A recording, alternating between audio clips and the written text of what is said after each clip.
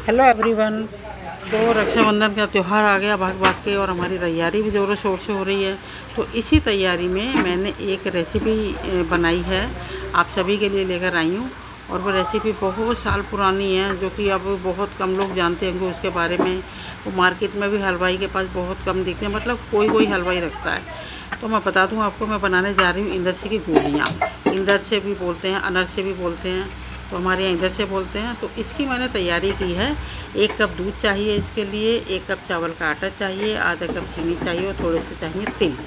सबसे simple recipe, सबसे कम ingredients में और सबसे कम मेहनत। तो ये बनाना शुरू किया मैंने। भगोने में मैंने दूध डाल दिया उबलने के लिए। जैसे ही दूध उबला, उसके बाद मैंने इसमें क्या डाला, आधा कप चीनी।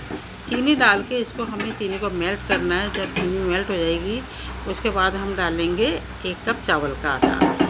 तो ये हमें मीडियम आंच पे करना है, तेज़ आंच पे बिल्कुल नहीं करना। चावल का आटा जब हम डालेंगे तो ये एकदम से गाढ़ा होना शुरू हो जाएगी।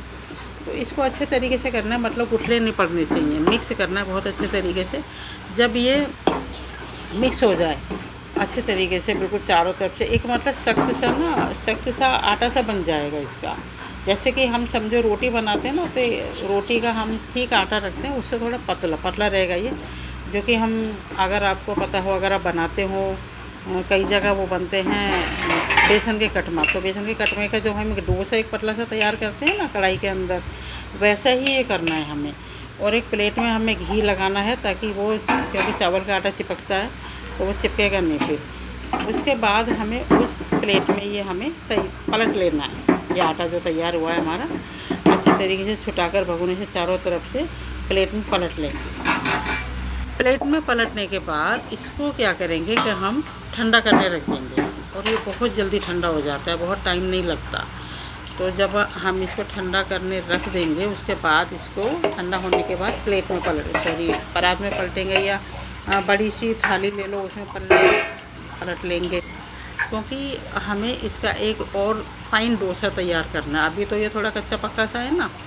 अब इसको क्या है कि चारों तरफ से हाथ से समेटना है, क्योंकि ये गेहूं के आटे की तरह तो गूंदा नहीं जाएगा बिल्कुल भी। गेहूं के आटे में तो एक लोच होती है, इसमें नहीं होती वो लोच। ये तो ऐसे ही होता है, थोड़ा सा दरदरा सा लगता है गूंदने के बाद। जैसे मक्के का आटा होता है ना, फटा फटा सा, मतलब वो पूरी तरह से एकदम वैसा नहीं होता, जुड़ा हुआ।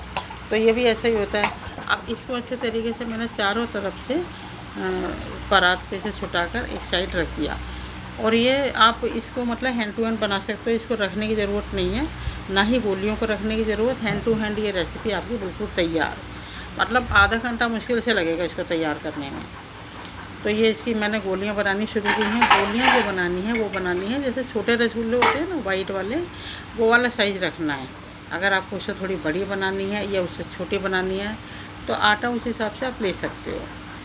तो एक एक करके गोलियां बना के प्लेट में मैं रखती जा रही हूँ।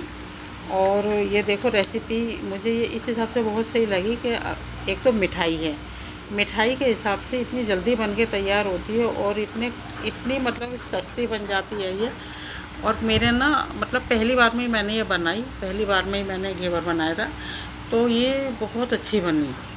मतलब अगर पहली बार में आपको ऐसी चीज़ बना रहे जो कभी नहीं बनाई, और आप इसमें सफल हो जाते हो, तो उस सफलता से जो खुशी, जो कॉन्फिडेंस आपको मिलता है ना, वो आप फील कर सकते हो अच्छे तरीके से। तो आप भी बनाकर देखना, बिल्कुल अच्छी बनेगी। मतलब मैं यकीन के साथ कह सकती हूँ कि आपकी पहली बार में रेसिपी बहुत सही बनेगी। आप बना कर देखना, बिल्कुल यही मेजरमेंट होना चाहिए, इसी तरीके से। तो मैंने जो है ये सारी गोलियां बना बना के प्लेट में तैयार कर ली हैं। और उसके बाद कढ़ाई जो है, कढ़ाई ली मैंने, कढ़ाई में मैंने घी डाला।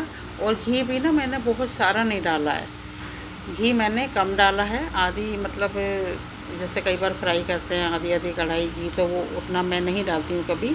मेरे कम से कम सामान में और एक अच्छी रेसिपी तैयार होती है।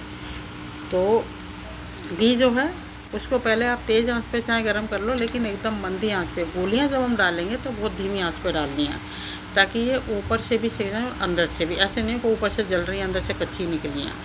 तो जो प्लेट में हमने ये तिल रखे थे, उस गोली को उसके अंदर लपेटना है, चारों तरफ से तिल अच्छी तरीके से लग जाने चाहिए।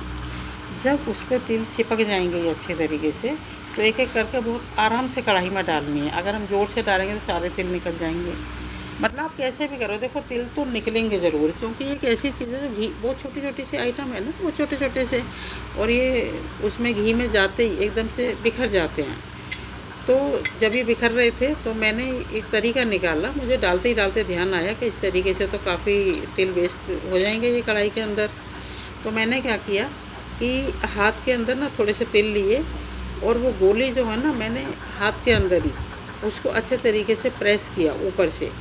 तो वो उसके प्रेस होने से ये फ़ायदा हुआ कि तिल अच्छे तरीके से उसमें जम गए। जैसे एक अंगूठी होती है ना जिसमें कि ऊपर नग होता है, एक होती है जिसमें जड़ाऊ नग होते हैं, तो हमारी ये जड़ाऊ तिल वाली अंदर से की गोली तैयार हुई है ना। ऊपर नीचे से हमने जब प्रेस किया इसको अच्छे तरीके से, तो जो तिल है ना वो बहुत अच्छे तरीके से अंदर जम गए, और वो कढ़ाई में निकले भी कम है। और आप देखोगे जब मैं मतलब सेक के प्लेट में सर्विंग करूँगी तो उसमें पता चलेगा जिसमें सबसे ज़्यादा तिल है ना वो वही वाली गोलियाँ हैं जो मैंने हाथ में लेकर जिनको प्रेस करके तिल लगाया था।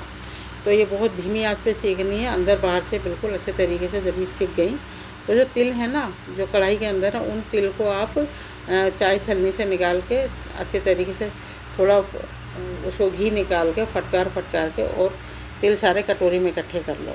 देखो अब ये बनी है बिल्कुल ऐसी तरीके से ताज़ी एकदम हैंड टू हैंड बना के मैंने बताया। आप बाद में रखोगे तो ये और भी ज़्यादा अच्छे मुलायम हो जाएंगे खाने में।